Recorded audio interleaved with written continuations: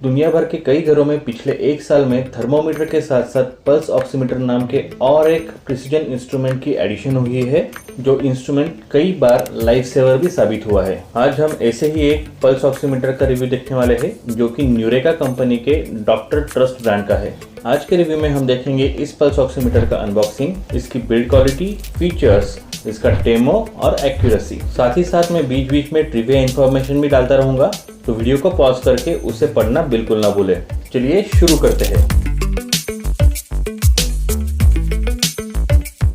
Hello and welcome to Gauraja reviews, जहां हम देखते हैं शॉपिंग के रिव्यूज। तो जैसे कि मैंने आपसे पहले कहा, आज हम देखने वाले हैं एक पल्स ऑक्सीमीटर का रिव्यू, जो कि है डॉक्टर ट्रस्ट ब्रांड से। ये डॉक्टर ट्रस्ट ब्रांड न्यूरेका कंपनी का है और ये कंपनी एक अमेरिकन कंपनी है, पर इस पल्स ऑक्सीमीटर का मैन्युफैक्चरिंग भारत में ही दिल्ली में हुआ है। तो एक बात अच्छी है कि ना ही ये कंपनी चाइनीज़ है और ना ही इसका मैन्युफैक्चरिंग चाइना में हुआ है। इस ऑक्सीमीटर की MRP है 4750, बट डिस्काउंट के बाद मैंने इसे 1999 में खरीदा था, जो कि काफ़ी हेवी डिस्काउंट था। ये पल्स ऑक्सीमीटर डॉक्टर ट्रस्ट के प्रोफेशनल सीरीज में से है और इसका मॉडल नंबर है 202। प्रोफेशनल सीरीज में 203, 210 ऐसे भी बाकी मॉडल्स आते हैं, पर प्राइस और फीचर्स के हिसाब से मुझे ये मॉडल सबसे अच्छा लगा। एक पल्स ऑक्सीमीटर का प्राइमरी काम होता है खून के हीमोग्लोबिन में ऑक्सीजन का सैचुरेशन बताना, जिसे SpO2 कहा जाता है। इस SpO2 के साथ साथ इस डॉक्टर ट्रस्ट के पल्स ऑक्सीमीटर में और भी कई फीचर्स दिए गए हैं, जिसके बारे में हम बाद में डिटेल में जानेंगे। जैसे कि आप देख सकते हैं कि इस ऑक्सीमीटर का वेट बहुत ही कम है, सिर्फ 55 ग्राम है, और इसके डायमेंशंस भी बहुत कम है, जो कि इसे एकदम पोर्टेबल बना देता है और इसकी यूजेबिलिटी बहुत ज़्यादा बढ़ा देता है। तो चलिए अब हम इसे अनबॉक्स कर लेते हैं। ट्रूली स्पीकिंग, इसका पैकेजिंग मुझे बहुत ज़्यादा अच्छा नहीं लगा। पर्टिकुलरली इसकी प्रिंट क्वालिटी बहुत अच्छी नहीं है। प्रिंटिंग में शार्पनेस की कमी है और कलर्स में ब्राइटनेस की कमी है। बॉक्स ओपन होने के बाद सबसे पहले हमें दिखता है ये ऑपरेटर्स मैनुअल।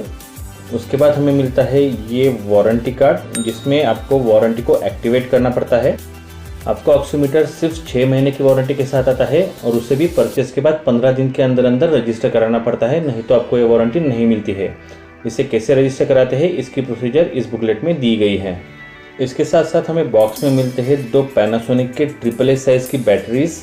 इसके साथ साथ हमें मिलता है एक लैनियर्ड मतलब रस्सी, जिससे कि आप इस ऑक्सीमीटर को अपने गले में बांध सकते हैं और कहीं पे भी ले जा सकते हैं। और आखिर में हमें मिलता है ये पल्स ऑक्सीमीटर। इस डिवाइस का फर्स्ट इंप्रेशन बहुत अच्छा नहीं है। जैसे कि आप देख सकते हैं, इसकी प्लास्टिक क्वालिटी बहुत बढ़िया नहीं है, बहुत ही हार्ड प्लास्टिक यूज़ किया गया है और वजन से भी सॉलिड स्टर्डी फील नहीं आता है। इसका ब्लू मेटालिक कलर है और ये मॉडल दूसरे कौन से भी कलर में अवेलेबल नहीं है। इस डिवाइस पे एक पावर का और एक मोड का बटन दिया गया है और दोनों की क्वालिटी फ्लिम्जी है। इसका टैक्टाइल फीडबैक बिल्कुल भी अच्छा नहीं है और इनको ऑपरेट करते हुए स्टर्डीनेस का फीलिंग नहीं आता है। डिवाइस के स्क्रीन के ऊपर एक स्क्रीन गार्ड दिया गया है और उसके ऊपर की भी प्रिंट क्वालिटी बहुत अच्छी नहीं है। तो मैं कहूँगा कि इस कंपनी ने प्रिंट क्वालिटी पे थोड़ा ध्यान देना ज़रूरी है। तो चलिए अब हम इस डिवाइस को शुरू कर लेते हैं। सबसे पहले हम इसके ऊपर का स्क्रीन गार्ड निकाल लेते हैं और इसमें बैटरीज डाल देते हैं। बैटरीज डालने के लिए पीछे ये कवर दिया गया है, जिसमें 2 AAA साइज के पेंसिल सेल्स जाते हैं। याद रखिए, इसमें कोई भी रिचार्जेबल बैटरी दी गई नहीं है। राइट साइड का पावर बटन 2 सेकंड के लिए दबाने के बाद इसका डिस्प्ले ऑन हो जाता है। ये एक बाय कलर डिस्प्ले है, जिसका मतलब है इसमें सिर्फ 2 कलर है, एक है येलो और दूसरा है ब्लू। ये एक OLED डिस्प्ले है और इसका ब्राइटनेस काफ़ी अच्छा है, जिसकी वजह से आप इसे अगर आउटडोर भी यूज़ करना चाहे तो कर सकते हैं। अगर इस ऑक्सीमीटर के अंदर आपका फिंगर 16 सेकंड के लिए डिटेक्ट नहीं होता है तो ये अपने आप बंद हो जाता है। तो ऑटो पावर ऑफ की एक अच्छी सुविधा इसमें दी गई है, जिसकी वजह से बैटरी कंजर्व होती है। तो ऑक्सीमीटर ऑन होने के बाद आपको जो भी जानकारी दिखती है, उसमें से पहली है SpO2। SpO2 ही वो वैल्यू है जिसके लिए आपने ये ऑक्सीमीटर खरीदना है और इसकी वैल्यू हमेशा 95 से ऊपर होनी चाहिए। इस डिस्प्ले पे आपको एक बैटरी लेवल इंडिकेटर भी मिलता है, जो कि एक बहुत ही हैंडी फीचर है।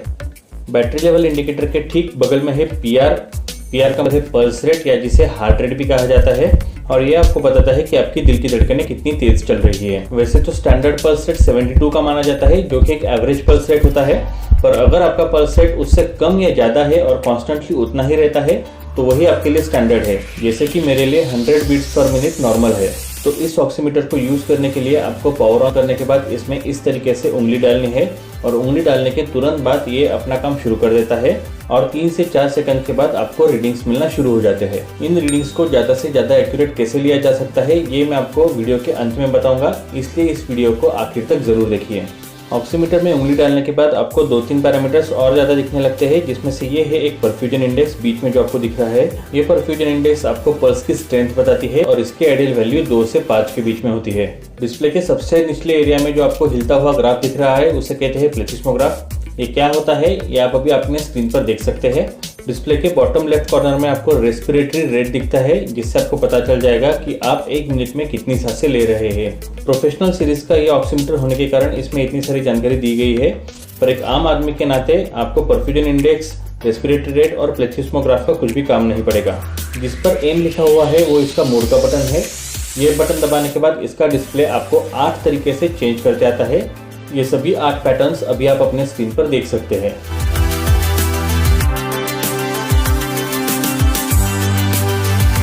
इस ऑक्सीमीटर का एक खास फीचर ये भी है कि अगर आपकी उंगली की कॉन्स्टेंटली मूवमेंट हो रही है, अगर आपका हाथ कॉन्स्टेंटली हिल रहा है, तो भी इसका रीडिंग चेंज नहीं होता है। ये एरेटिक रीडिंग नहीं देता है, गलत रीडिंग्स नहीं देता है।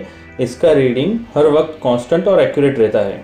ये डिवाइस IP22 रेटेड है। IP का मतलब होता है इंग्रेस प्रोटेक्शन और IP22 मतलब ये वाटर रेजिस्टेंट है। याद रखिए ये वाटर रेजिस्टेंट है, वाटर प्रूफ नहीं है। इसे आप पानी के अंदर नहीं लेके जा सकते हैं। IP22 मतलब अगर इस पर गलती से पानी की छींटें उड़ती है या बारिश की बूंदें गिरती है तो भी इसे कुछ भी हानि नहीं होगी और ये अपना काम करता रहेगा। याद रखिए इसे पानी में मत डुबोइए। इस डिवाइस की एक छोटी सी एक्यूरेसी टेस्ट मैंने यहाँ पे की है। ऑक्सीमीटर पे दिखाया गया हार्ट रेट मैंने मेरे MI Band 5 के साथ कंपेयर किया है, तो देखते हैं फास्ट फॉरवर्ड करके कि रिजल्ट क्या है। तो जैसे कि आप यहाँ पे देख सकते हैं कि दोनों डिवाइसेस लगभग सेम ही हार्ट रेट दिखा रहे हैं। सिर्फ 1% का इधर उधर का डिफरेंस मुझे दिख रहा है यहाँ पे। तो दोनों डिवाइसेस में तो एरर हो नहीं सकता है, जिसका मतलब है कि ये दोनों devices accurately heart rate measure कर सकते हैं। इस टेस्ट से शायद हम ये भी मान सकते हैं कि ये ऑक्सीमीटर O2 लेवल्स भी एक्यूरेटली मेजर करता होगा। ऑक्सीमीटर के मोड बटन को 1 सेकंड के लिए दबाए रखने के बाद ये 2 पेज के एक सेटिंग्स मेन्यू में जाता है, जिसमें से पहला होता है रिमाइंड सेटअप और दूसरा होता है लिमिट सेटअप।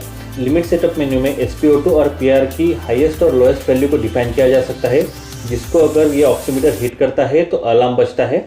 रिमाइंड सेटअप में बीप को ऑन ऑफ करना, डेमो मोड में जाना, सेटिंग्स को रिस्टोर करना और ब्राइटनेस चेंज करना, ऐसी सारी सेटिंग्स की जा सकती है। आपको बता दूं कि ऑक्सीमीटर को कोई भी टच स्क्रीन नहीं है और मेनू के थ्रू स्क्रॉल करने के लिए और पेजेस को चेंज करने के लिए हमें सिर्फ मोड बटन का ही इस्तेमाल करना होता है। ब्लड ऑक्सीजन सैचुरेशन मेजर करने के लिए ये ऑक्सीमीटर लेजर लाइट का इस्तेमाल करता है। तो अगर आपके हाथों में मेहंदी लगी हुई है या फिर नाखूनों में नेल पॉलिश लगी हुई है तो शायद आपके रीडिंग्स एक्यूरेट नहीं आएंगे।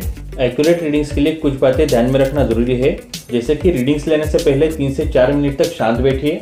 ऑक्सीमीटर को हार्ट लेवल पर लाके ही रीडिंग्स लीजिए और अगर आप ऑक्सीमीटर को मिडिल फिंगर पे या इंडेक्स फिंगर पे लेके रीडिंग्स लेते हैं तो वो ज़्यादा एक्यूरेट मिलेगी। फाइनल वर्डिक्ट की अगर बात करें तो मुझे इसका डिज़ाइन बहुत पसंद आया।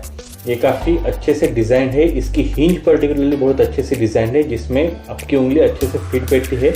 इसके रीडिंग्स बहुत ही रिपीटेबल है, मतलब वो कंसिस्टेंट रीडिंग देते हैं और एक्यूरेट रीडिंग्स देते हैं। बस इसकी प्रिंट क्वालिटी और बिल्ड क्वालिटी को थोड़ा सा नज़रअंदाज करना पड़ेगा।